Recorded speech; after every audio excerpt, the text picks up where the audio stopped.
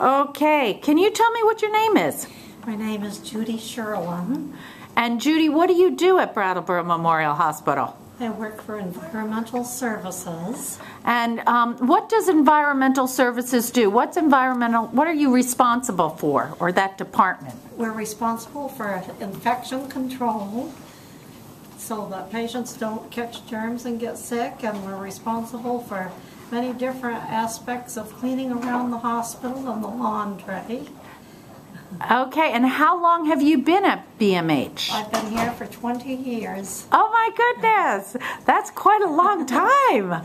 And Judy, what is it that you really like about working at Brattleboro Memorial Hospital? Well, I like the job security, and I love meeting people, and it's a nice place to work. Great, and what's your favorite ice cream? I like black raspberry. Okay, thank you.